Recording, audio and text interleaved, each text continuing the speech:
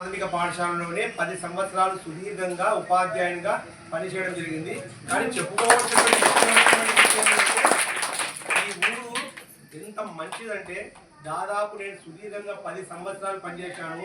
అనేక చోట్ల తగాదాలు, చిన్న చిన్న అవాంతరాలు, కొట్లాటలు ఉంటాయి. కానీ ఈ ఊరిలో దాదాపు అందరూ కూడా ఒకే మాట, ఒకే బాట, ఒకే అభివృద్ధి అనేటువంటి నినాదంతో 10 సంవత్సరాల కాలంలో ఒక్క చిన్నపాటి ఏమైనటువంటి అవాంతరాలు, చిన్నపాటి ఏమైనా తగాదాలు, కొట్టాలు లేకుండా సక్సెస్ఫుల్గా ఇక్కడ పనిచేశాడంటే ఈ ఊరి పెద్దల, ఈ ఊరి గ్రామస్తుల, విద్యార్థుల తల్లిదండ్రుల అందరి యొక్క ఆదరాభిమానాలతో 10 సంవత్సరాలు సుదీర్ఘంగా పనిచేశాను. దాదాపు 4.5 సంవత్సరాల తర్వాత మళ్ళీ ఈ గ్రామానికి వస్తున్నాను.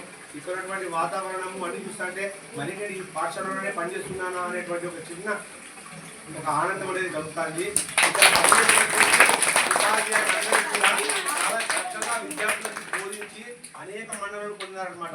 అటువంటి వారిలో చాలా గొప్పవారు గోవింద్ సార్ గారు. నేను కొత్తగా జాయిన్ అయినప్పుడైతే ఈ రాజు అన్న వాళ్ళందరూ చెప్పారనమాట, గోవింద్ సార్ పొద్దున్నే 7 గంటలకి బస్సులో వస్తే ఎక్కడటువంటి పిల్లలంతా కూడా వచ్చి క్రమశిక్షణగా పాఠశాలలో కూర్చొని ఎవ్వరు కూడా బయట తీసుకెళ్ళకోకుండా ఉండేవారండి.